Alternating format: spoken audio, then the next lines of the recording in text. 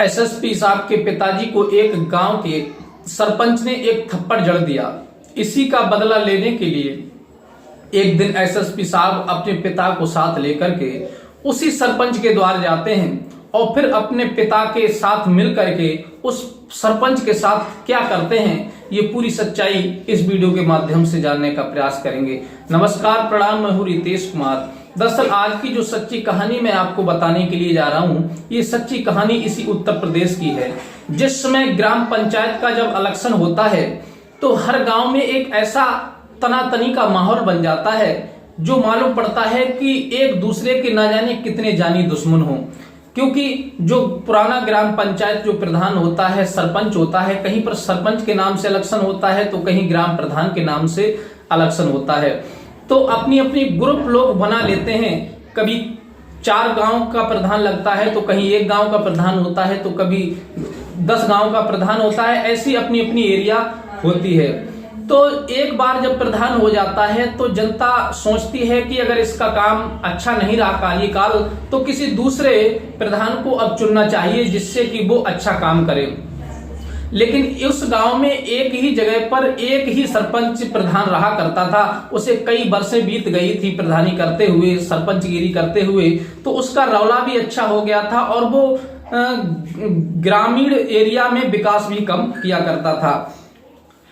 तब वो अपने गांव में विकास भी कम किया करता था क्योंकि उसे पता था कि हर व्यक्ति मुझे ही वोट देगा और मेरे खिलाफ कोई जाने वाला नहीं है। हर व्यक्ति मेरे ही इशारे पर काम करेगा। बस उसके अंदर यही एक बात छुपी हुई थी जिसकी वजह से वो किसी का काम नहीं करता था और सभी से वोट ले लिया करता था। लेकिन एक व्यक्ति जिनका नाम सत्यदेव था, सत्यदेव बड़े ही साहसी व्यक्ति थे, खेती किसानी करने वाले व्यक्ति, उसी ग्राम पंचायत के रहने वाले थे। तब उन्होंने एक अपना कैंडिडेट खड़ा किया और कहा कि देखो ये पुराने प्रधान हैं, इन्हें बहुत समय हो चुका है और ये कोई भी काम अच्छा नहीं कर रहे हैं गांव में, तो फिर ऐसा करो कि अब की बार तुम खड़े हो जाओ।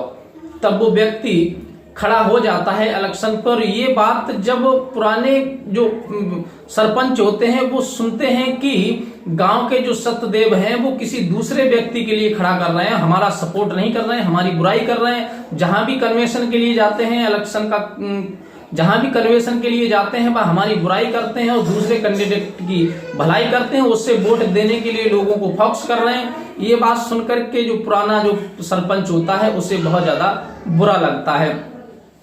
फिर उन दोनों के बीच में तनातनी यूं ही चलने लगती है। काफी समय बीत जाता है लेकिन जो सत्यदेव के बेटे थे जिनका नाम अभी था वो बाहर पढ़ने के लिए गए हुए थे और पढ़ाई कर रहे थे। काफी समय उन्हें बाहर रहते रहते पढ़ाई करते हो जाती है। लेकिन इधर जो सत्यदेव थे वो अपने बेटे अभी का पूरा सपोर्ट कर रहे थे और पूरी लगन से उनकी पढ़ाई करवा रहे थे। लेकिन वो लड़का भी अपने पिता के पैसे को बेफजूल खर्चा नहीं करने देता है। वो भी उस पढ़ाई का पैसे का भरपूर लाभ ले रहा था और बड़ी अच्छी पढ़ाई करने के बाद में वो यूपीएससी वगैरह की तैयारी करने लगता है।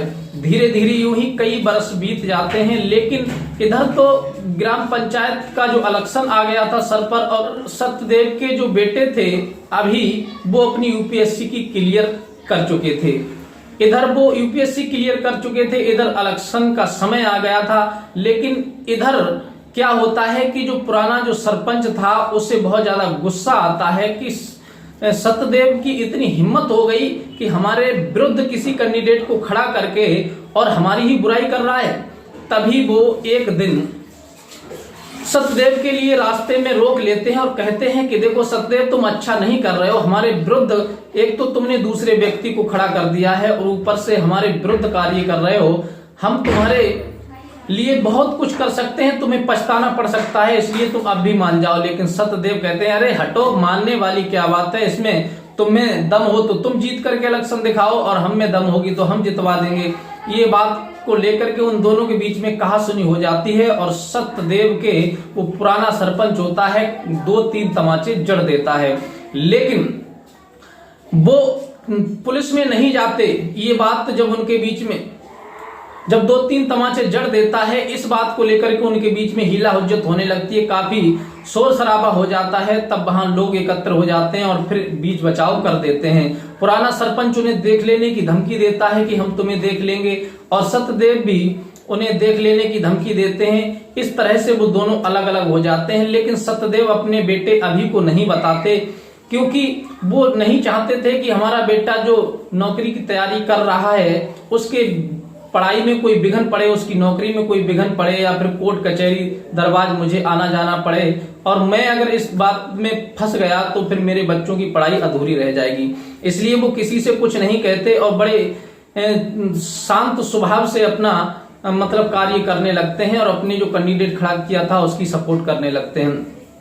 धीरे धीरे यूं ही वक्त बीतता चला जाता है और इधर उनके जो बेटे थे अभी, वो यूपीएससी क्लियर करने के बाद में वो पुलिस में सिलेक्ट हो जाते हैं, एक एसएसपी बन जाते हैं, आईपीएस जब क्लियर हो जाती है उनकी पोस्टेड, तब वो एसएसपी जिले में तैनात होते हैं और ट्रेनिंग देने से पहले वो घर आते हैं और अपने पिताजी से मिलते हैं। तब वो उनके पिताजी से जब मिलते हैं तब कुछ गांव के ही लोग कहने लगते हैं कि देखो भाई, अभी अब तो तुम पुलिस विभाग में पहुंच गए हो और फिर एक एसएसपी बन गए हो, और एसएसपी की बहुत बड़ी पावर होती है, पूरे जिले में पुलिस का राजा होता है, वो जो जहां चाहे वो कर सकता है। और फिर तुम्हारे ही गांव के सरपंच ने तुम्हारे पिता का इतना बड़ा अपमान किया है, इतनी बड़ी बेइज्जती की है, तो तुम भी क्यों ना अब बदला ले लो, क्योंकि तुम्हारे पास तो पुलिस का पावर भी है, तुम अधिकारी हो, हर तरह से तुम्हारे पास पावर है। ये बात जब अभी सुनता है तो बड़े सोच में पड़ जाता है कि आखिर हमारे पिता का बदला हमारे पिता से किसने क्या कह दिया। तब वो कहते हैं कि तुम्हें नहीं पता, तुम्हारे पिताजी ने कुछ नहीं बताया, एक दिन तुम्हारे पिताजी के लिए कई थप्पड़ जड़ दिए थे पुराने सरपंच ने। ये बात जब सुनते हैं अभी तो बड़े चक्कर में पड़ जाते हैं कि हमारे पिताजी ने आज तक हमें कोई बात नहीं बताई। तब वो वहीं से सीधी अपने पिताजी के पास पहुंचते हैं और पूछने लगते हैं, पिताजी क्या ये बात सही है कि सरपंच ने तुम्हें थप्पड़ जड़े थे, तुम्हारे बीच में कभी झगड़ा हुआ था? पहले तो वो इन बातों को छुपाते हैं, काफी प्रयास करते हैं, लेकिन वो ज्यादा पूछते हैं। तब वो कहते हैं, हाँ बेटा, जो प्रधानी का इलेक्शन था, इसी ग्राम पंचायत के इलेक्शन पे मैंने उनका सपोर्ट नहीं किया था और दूसरे कैंडिडेट का सपोर्ट किया था, इसलिए वो मुझसे जलने लगा था और हम दोनों के बीच में कहासुनी हो गई थी, तो उसने मुझे थप्पड़ मार दिया था। लेकिन मैंने कुछ इसलिए नहीं कहा था, सहन कर लिया कि तुम्हारी उस समय पढ़ाई चल रही थी, और जब कोर्ट कचहरी हो जाती तो फिर तुम्हारी पढ़ाई में विघ्न पड़ जाती, और फिर मैं नहीं चाहता था कि तुम किसी तरह से किसी झाड़ में पड़ो। ये बात सुनकर के उन्हें बहुत ज्यादा बुरा लगता है अभी को, और कहते हैं कि पिताजी तुम चिंता मत करो, तुम मेरे साथ गाड़ी में बैठो और उस सरपंच के 2 तमाचे तुम भी जड़ना, क्योंकि हम किसी का सपोर्ट कर रहे हैं तो तेरे हम कोई बिके हुए थोड़ा ही है, ना तूने खरीद लिया है, ना तेरे कुछ कर्ज आ रहा है हम पर, फिर तेरी हिम्मत कैसे पड़ी मारने की। वो मना भी करते हैं सत्यदेव की, नहीं बेटा छोड़ो कोई बात नहीं, लेकिन अभी नहीं मानते, अपने पिता को लेकर के जाते हैं और कहते हैं कि इसके मुंह पर 2-3 तमाचे जड़ो। उसी के गेट पर गाड़ी रोकते हैं और आवाज देकर के सरपंच को घर से निकालते हैं और उन्हीं के मुंह पर 2-3 तमाचे जड़ देते हैं, और फिर वहां पर फिर हीला हुज्जत होने लगती है। और हीला हुज्जत होने लगती है तो गांव के लोग एकत्र आ जाते हैं। तब सभी गांव के लोग कहते हैं अब सही रहा, करनी का फल इसे मिल गया, पहले इसने इसे मारा था, अब इसको उसी करनी का फल मिल गया, अब सही रहा। तभी जो एसएसपी साहब होते हैं वो कहते हैं कि सरपंच या तो सुधर जाओ, संभल करके चलो, नहीं तो तुम्हारा वो हासिल कर देंगे कि जिंदगी भर जेल से नहीं निकलोगे, सारी सरपंचगिरी भूल जाओगे। तुम्हारी हिम्मत कैसे पड़ गई हमारे पिता पर हाथ उठाने के लिए? पिताजी इसके 2 तमाचे और जड़ो। ये इतना कहने पर उनके पिताजी जो होते हैं अभी के, वो 2 तमाचे जड़ देते हैं और कहते हैं कि देखो उस समय तुम्हारा पावर था तो तुमने मुझे मारा था, लेकिन आज मेरा पावर है तो मैं राइट मार रहा हूं, गलत बेफजूल तुम्हें नहीं मार रहा हूं। इस बात को सुनकर के वो बहुत ज्यादा शर्मिंदा हो जाता है और अपनी गर्दन नीचे झुका लेता है। तो साथियों, ये कहानी सुना करके हमारा उद्देश्य किसी का दिल दुखाना नहीं है, किसी को परेशान भावुक करना नहीं। हमारा उद्देश्य ये है कि इंसान कभी भी अपने आप को बड़ा ना समझे, क्योंकि इंसान जो अपने आप को बड़ा समझता है वो एक दिन मुंह के बल जरूर गिर जाता है। इसलिए इंसान को समाज के साथ मिलकर के चलना चाहिए और सभी के साथ सुख दुख बांट करके चलना चाहिए, ना ही अपने स्वार्थ के बारे में सोचना चाहिए, सभी के हित में बराबर सोचना चाहिए। ये कहानी अगर आपको अच्छी लगी हो तो प्लीज हमारे चैनल को लाइक सब्सक्राइब कीजिए और मिलते हैं इसी प्रकार की कोई नेक्स्ट कहानी के साथ। तब तक के लिए दीजिए इजाजत। नमस्कार।